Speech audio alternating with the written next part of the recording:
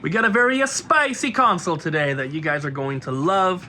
Something that we definitely do not get in very often. We've only had one in the past, and it was different from this one, which we'll explain later. But before that, we're getting back to our roots, guys. It's just Abby and I today. Yeah. Are you excited? I'm so excited. Yesterday it was just me and Ariel. We didn't film anything because we were just busy, and well, the store wasn't too busy, but only having two people makes it a little bit rough. But Abby and I have today and tomorrow film this video. That we're silly when we say that, but we get slammed sometimes, and it is insane. We get slammed a lot of the times. Yesterday was not too bad, but the closer we get to Friday, the busier it gets. So Abby's entering some GameCube games, which we've been getting a ton of traded in recently. So we'll show you guys that little stack in a bit. We also have these two big stacks of GameCube games, which the cases just need to be cleaned before they go out. And we put out a ton yesterday.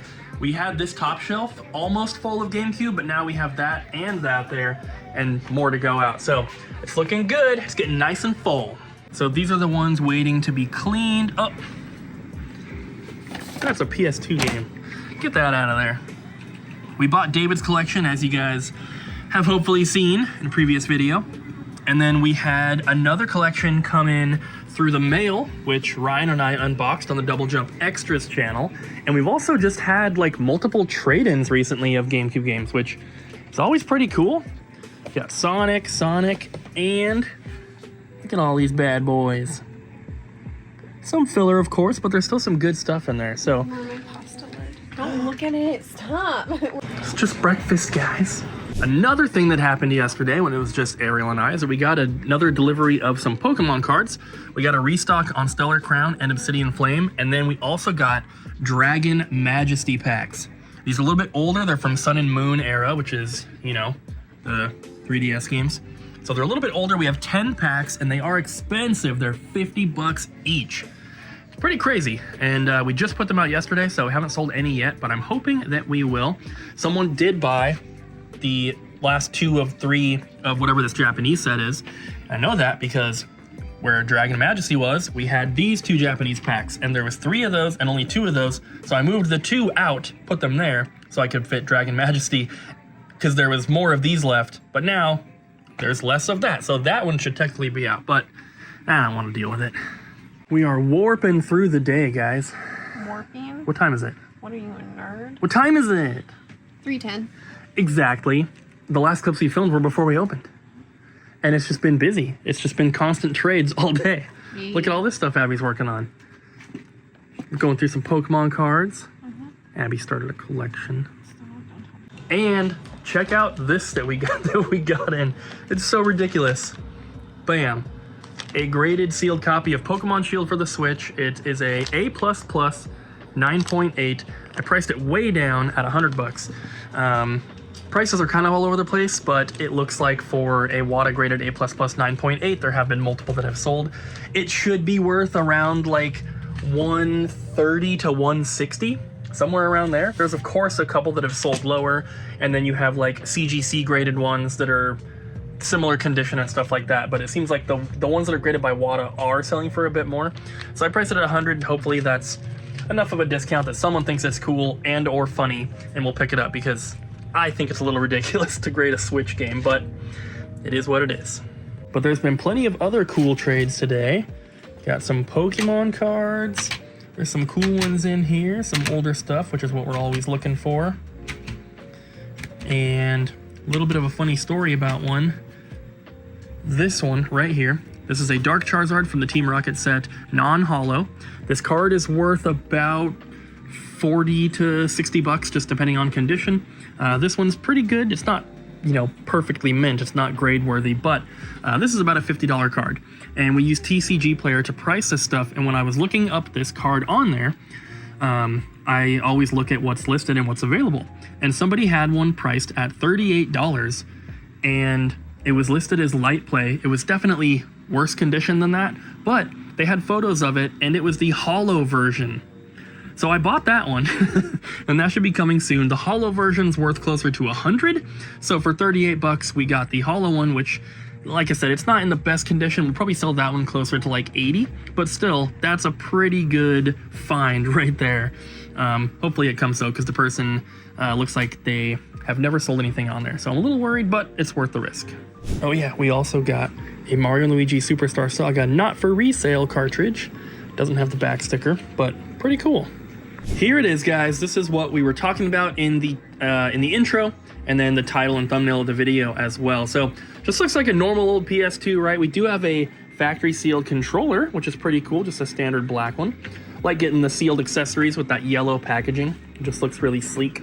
But this is not just a normal PS2. It is in the original box. Oh wait, that's not anything special. Well, this was a little different because it is factory sealed. This is a brand new factory sealed PS2. You can see it in there. And the person that sold this to us actually sent us an email. I don't know if they just reached out through email because they were on our website and they happened to be local and found it that way, or if they watched the videos, I'm not sure. But they reached out. They had these here and then a couple games, nothing too special, and a strategy guide. So this was kind of like the special part of the bundle that they had. But yeah, we have a factory sealed PS2.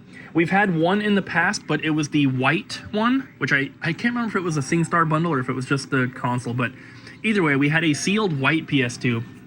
And I think we made the mistake of auctioning it off on eBay starting at like $1 because we didn't know what it was worth. There weren't like a bunch of sold listings we could compare to and get an accurate price. This one, since it's just a standard black one, it's a little bit easier. We were thinking it might be kind of funny though to get this thing graded. What do you guys think? The only company that will grade something like this is VGA.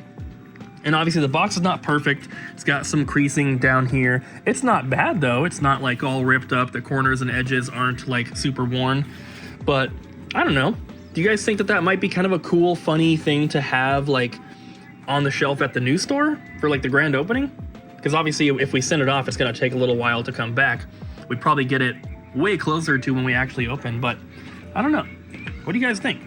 I personally think that it would be kind of cool to just have a graded console on the shelf. I think it'd be kind of funny because, you know, usually when you see a graded game, it's about the size of the game, right? When you see a graded console, the like cases they put on them are huge, and it's just a little funny, but I don't think that getting this graded is going to like hurt the sellability. With something like a graded NES game, like a factory sealed NES game, I think it kind of makes sense to do that if you're trying to sell it, because there are a lot of like high-end collectors that want to buy that kind of stuff. For me, when it comes to grading complete in box games, that's where you lose me, because if we graded a complete in box copy of a game, we are going to cut out potential buyers. Like, we're going to cut out like 95% of potential buyers for that complete in box game. There's very few people that collect graded complete stuff that's not sealed, right? But this is a different situation. I think that it's going to take a very special type of buyer anyway to want a sealed PS2. So to have it graded, I don't think we're going to be like losing out on a bunch of potential buyers for it. And I think it would just be a fun, cool, interesting thing for us to do. But yeah, let me know in the comments what you guys think. Well guys, just like that, it's the end of the day. We didn't really get to film too much, but we still have tomorrow. So Abby and I are hungry, and we earned sushi for dinner because we worked hard today all by ourselves. And it was definitely a lot busier than it was yesterday, but I wouldn't say that it was busy. We did have a lot of trades though, got a lot of cool stuff. And yeah, what are you doing? We're going to eat. I'm eating right Put that away.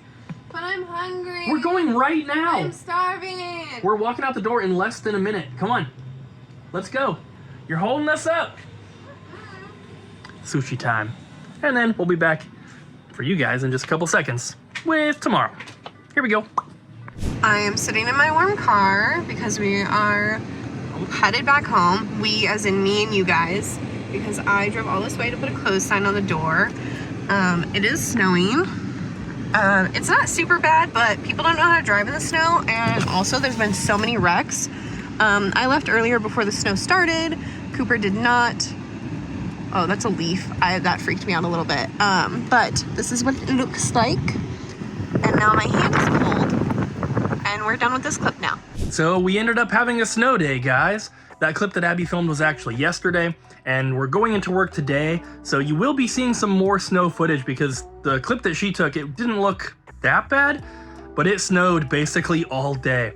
When I was a kid, growing up in Vancouver, we would only get snow like once every 3 or 4 years, and it usually wasn't that bad. But now we get snow every single year, and so the city and the people that live here and stuff, they're getting more used to it, but I would say that like the city's response to it is not where it should be yet. So getting roads cleared and stuff, unfortunately just doesn't happen right away, but it's getting better every year.